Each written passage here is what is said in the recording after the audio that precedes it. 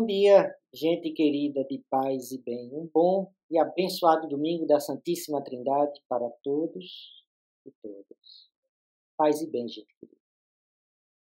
Hoje, em nossa roda de conversa, em nosso bate-papo aqui, em nossa reflexão dominical, eu gostaria de trazer uma reflexão, uma partilha da minha experiência cotidiana durante esses dias em que o Rio Grande do Sul foi perpassado, né, pela tragédia, impactado pelas enchentes. É perceptível, diante das perdas, e aí a questão dos lutos, pessoas queridas, familiares, a gente soma a essas perdas, as perdas materiais, particularmente da casa. E dentro desse espaço da casa, como gostava de dizer, né, o Bachelard, particularmente no seu livro, muito me influenciou, A Poética do Espaço, a casa não somente como um espaço físico de paredes, mas como um espaço onde abriga a memória, onde mora a memória, os afetos. E é dentro dessa perspectiva que essa perda se faz mais profunda, porque não é somente a casa do privado, do particular, da família, mas também da cidade. Aquilo que é familiar à nossa história. Assim como outras perdas, e aqui eu coloco a questão, né, porque passa e passou muitas cidades no nosso Brasil, com construções de hidrelétricas, por exemplo, em que a água avança, né, sobre aquele espaço e essas pessoas são depois recolocadas em outro lugar. Há um impacto social, há um impacto político, econômico, mas há um impacto psicológico. Diante dessa situação toda, o estresse pós-traumático, a percepção, não é, do desencanto, do desespero, a perspectiva da perda do sentido da vida se faz presente. E é nessa reflexão e é essa partilha que eu gostaria de que a gente pudesse fazer hoje. E nesse momento a gente pudesse também, nesse sentido, se ajudar. Mas antes da gente começar a nossa conversa, os recados de sempre, gente. Se você não é inscrito no canal Paz e Bem, se inscreva, curta, compartilhe em suas redes sociais. Também, se você puder e quiser, e tem sido de muita ajuda, faça sua assinatura solidária. O link está aqui na descrição do vídeo. E aos assinantes, às assinantes, nosso muito obrigado. Dito esse preâmbulo, eu gostaria que a gente avançasse e partisse de um mote, partisse de uma provocação, de um livro que me inspirou na minha formação de juventude, que é o livro do Viktor Frankl, né? Em Busca do Sentido. Quem é Viktor Frankl? Ele é um psiquiatra judeu, austríaco, que foi preso em campos de concentração, né? Passou por vários campos, e ele, nesse livrinho no sentido de, não é um livro de muitas páginas, mas nesse livro ele relata a experiência dentro dos campos de concentração. E ele fala particularmente da postura dos prisioneiros no sentido da busca de sobrevivência psíquica, psicológica, emocional diante daquela situação. E aí ele mostra, né, ou pelo menos apresenta, ou busca apresentar, como de repente uma perspectiva diante daquilo, afirmativa da busca de um sentido da vida, foi importante, inclusive para ele se salvar. A busca do sentido da vida, inclusive, é parte da sua psicologia, do seu, né, se não me engano, logoterapia, que é a busca exatamente através, né, do esforço terapêutico de encontrar na pessoa um sentido de vida e que a partir desse sentido ela vai reconstruir a sua história e reconstruir a sua perspectiva de futuro, criando aqui no presente uma realidade nova. Bem, isso é, como eu disse, é um mote. Longe de mim fazer qualquer tipo de comparação ou estabelecer uma similaridade. Não, não, não. O que eu busco aqui é exatamente pegar essa situação por que passa, né? As pessoas que estão sofrendo do desencanto, do desalento, do desespero, da perda completa de esperança, como é que a gente pode e se permite colocar nessa situação? Porque essa condição, gente, me retrata, nos retrata, nos interpela. As religiões, elas oferecem sentidos, eixos norteadores, do qual a existência adquire um sentido. Algo com o qual a gente pode caminhar e superar cada dia a sua dificuldade. Algumas, por exemplo, colocam essa dimensão no sentido, né, de um mundo além, um mundo extra-humano, extra-temporal, eterno. Outros oferecem a perspectiva de um projeto, né, pessoal, evolutivo. Outros colocam mesmo a ideia de que o sentido está em adorar, em se abrir à perspectiva da adoração do criado. Outros, né, como a Cabala, por exemplo, judaica, a ideia de tikkun, a ideia de que o sentido da vida estaria em consertar o erro da criação e, através desse conserto, consertar também o Criador. Mas o que eu quero que a gente veja é que cada resposta possível que as religiões oferecem, elas são pontos, são espaços em que esse sentido se faz. São propostas, vamos dizer, de como esse sentido se dá.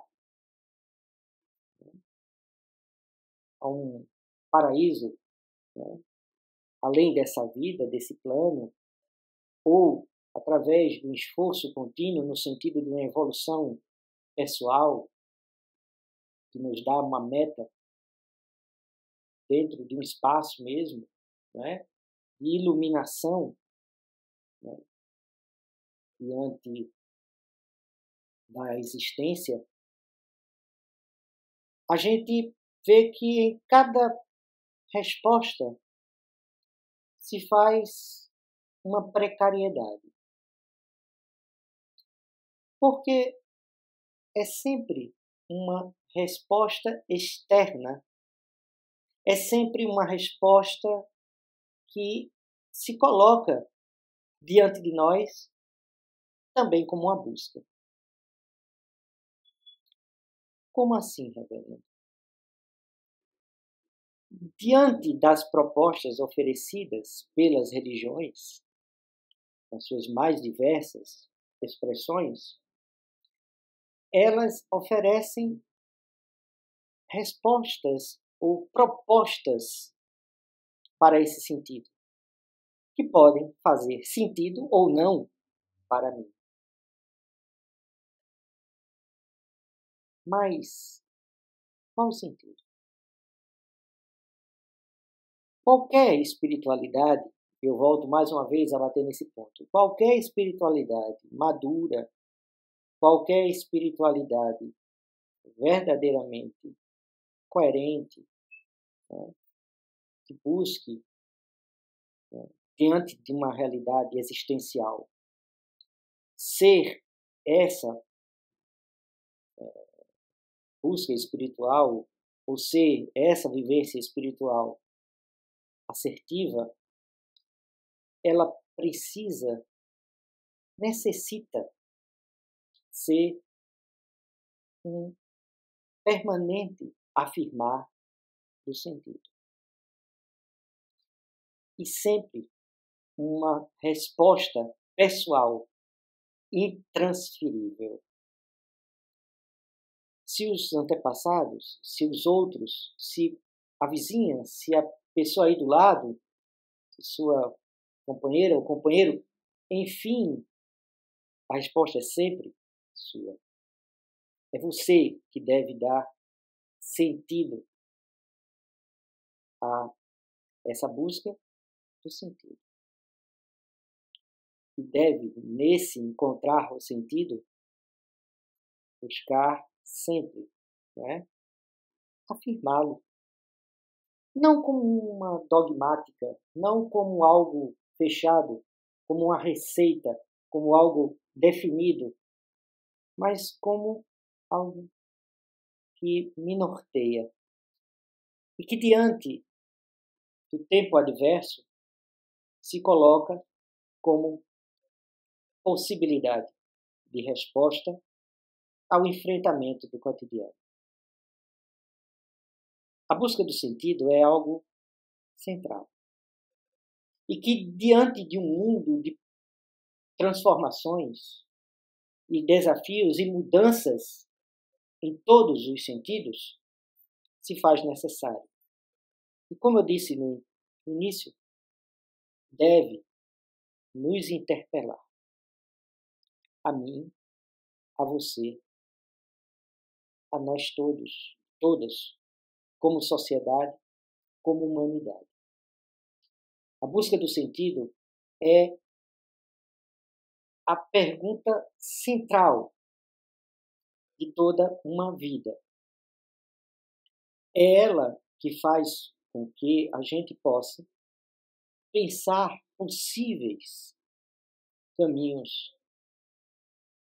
possibilidades de transformações coletivas. Os existencialistas, por exemplo, né, eu falo particularmente do Sartre, dizia que a vida em si não há sentido nenhum, essencialmente. Mas esse sentido se daria na busca pela liberdade. Então, a busca desse sentido, queira você ou não, é algo que constitui, parece, a nossa base fundante, né, da nossa identidade humana particular.